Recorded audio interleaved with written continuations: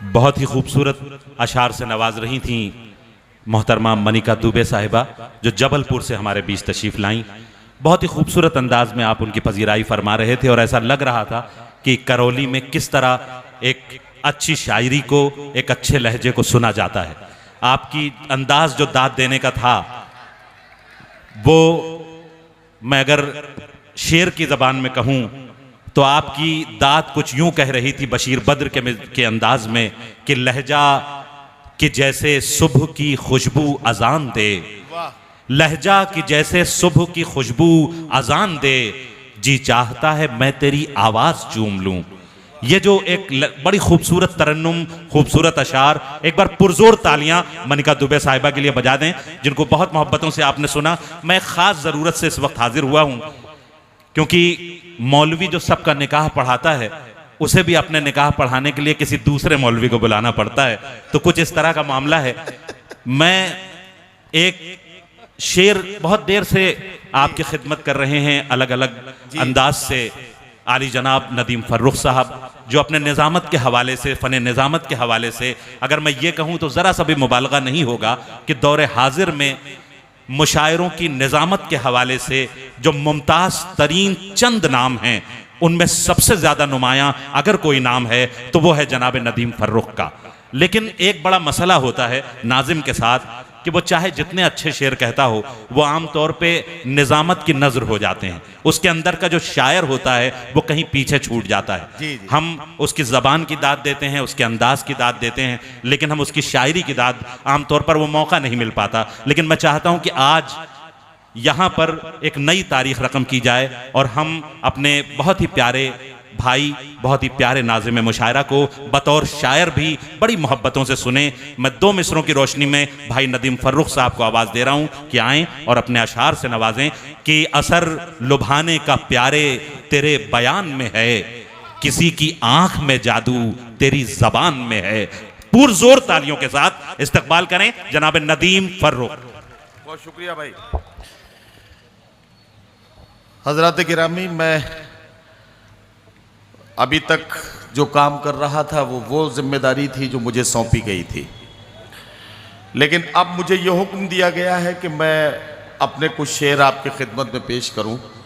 मैं ज़बरदस्ती आप पर बार नहीं बनना चाहता, आप पर अपनी शायरी का बोझ और ज़्यादा रखना नहीं चाहता हूं। मुझे मालूम है कि आप जनाब इमरान प्रतापगढ़ी साहब को सुनना भी चाहते हैं, उन्हें देखना भी चाहते हैं, उनसे मिलना भी चाहते हैं। तो और मुझे अब अपने बाद एक बड़े शायर से आपकी मुलाकात भी करानी है, तो मैं सिर्फ दो चार शेर पढ़ के अपना रिज़्क हलाल करूंगा। इजाज़त है? बहुत शुक्रिया। मैं चार चार मिसरे पढ़ के आपके दिलों के करीब पहुंचने की कोशिश करता हूं। मासूम से अवाम को पागल बना दिया,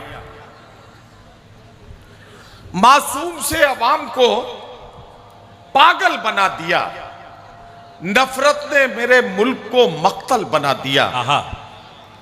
और जब भी बिछाई वक्त ने शतरंज की बिसात, पैदल को शाह, शाह को पैदल बना दिया। क्या कहने, क्या कहने। जब भी बिछाई वक्त ने शतरंज की बिसात, पैदल को शाह, शाह को पैदल बना दिया। चार मिसरे और सुन ले कि सुबह मगरूर को वो शाम भी कर देता है, सुबह मगरूर को वो शाम भी कर देता है, शोहरतें छीन के गुमनाम भी कर देता है। वक्त से आंख मिलाने की हिमाकत न करो, वक्त इंसान को नीलाम भी कर देता है। अरे भाई वाह वाह वाह वाह वाह, क्या कहने। वक्त से आंख मिलाने की हिमाकत न करो, क्या कहने। वक्त इंसान को नीलाम भी कर देता है। चार मिसरे और सुन ले कि अगर ज़बान अता की है तो सदा भी दे, अगर वगरना हरफे गलत की तरह मिटा भी दे। तमाम उम्र सफर ही अगर मुकद्दर है तो फिर परिंदों को उड़ने का हौसला भी दे। क्या कहने, क्या कहने। तमाम उम्र सफर ही अगर मुकद्दर है तो फिर परिंदों को उड़ने का हौसला भी दे। एक गजल का एक मतला और दो तीन शेर पढ़ के आपकी जहमत है तमाम, बस इतना मैं समझता हूं काफी होगा, और उसके बाद मैं अगले शायर से आपके मुलाकात कराऊंगा। गजल का मतलब पेश करता हूं कि वो शख्स बाअमल था मगर जिद पे अड़ गया। वो शख्स बाअमल था मगर जिद पे अड़ गया। अपनों से दूर होके मुसीबत में पड़ गया। आहा। वो शख्स बाअमल था मगर जिद पे अड़ गया। अपनों से दूर होके मुसीबत में पड़ गया।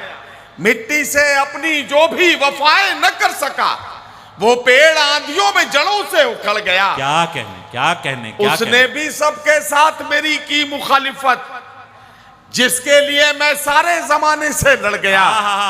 और जिस दिन मेरे उरूज की उसने खबर सुनी, उस दिन से उसका जहनी तवाजुन बिगड़ गया। हाय हाय हाय हाय। जिस दिन मेरे उरूज की उसने खबर सुनी, अच्छा है। वाह बहुत शुक्रिया मेरे भाई। जिस दिन मेरे उरूज की उसने खबर सुनी, उस दिन से उसका जहनी तवाजुन बिगड़ गया। क्या कहने। हजरात गिरामी, आप सबका बहुत शुक्रिया। अभी जब मनिका दुबे जी पढ़ रही थी तो उन्होंने एक बहुत खूबसूरत शेर माँ के हवाले से पढ़ा था। हथेली चूम लेना माँ की जाकर, कुछ इस तरह का मिसरा था उसका, जहां तक मुझे याद है। जब वो शेर पढ़ रही थी तो मैं सोच रहा था कि लोग औलादों से अपनी रखते हैं क्या क्या उम्मीद। लोग औलादों से अपनी रखते हैं क्या क्या उम्मीद। खुशनसीबी है जो अपने पेड़ का फल खा सके। क्या कहना। पूरी करते रहते हैं बच्चों की सब फरमाइशें, और बूढ़ी मां का एक चश्मा नहीं बनवा सके। पूरी करते रहते हैं बच्चों की सब फरमाइशें, और बूढ़ी मां का एक चश्मा नहीं बनवा सके। अगर टूटा हुआ चश्मा मेरा बनवा दिया होता तो मैं अच्छा शगुन, अच्छा मुहूर्त देख सकती थी। मुझे कब शौक दुनिया देखने का था मेरे बेटे, मगर चश्मा लगा के तेरी सूरत देख सकती थी। मुझे कब शौक दुनिया देखने का था मेरे बेटे, मगर चश्मा लगा के तेरी सूरत देख सकती थी। नौजवानों, जिंदगी सिर्फ महबूब के दामन में छुप कर बैठ जाने का नाम नहीं है। जिंदगी की सच्चाइयां जब आवाज देती हैं तो हमें और आपको हंसने और मुस्कुराने के अलावा भी जिंदगी की सच्चाइयों से आंख मिलाने का वक्त आता है तो उसके सामने हमें खड़ा होना ही पड़ता है। आदम गौडवी ने कभी कहा था कि भूख के एहसास को शेरों सुखन तक ले चलो, या अदब को मुफलिसों की अंजुमन तक ले चलो। जो गजल माशूक के जलवों से वाकिफ हो गई, उसको अब बेवा के माथे की शिकन तक ले चलो। माशूक के जलवों से बेवा के माथे की शिकन तक का सफर जब गजल तय करती है तो गजल का लहजा किस किस तरह से बदलता है, इसका अंदाजा अगर आपको लगाना है तो आइए मेरे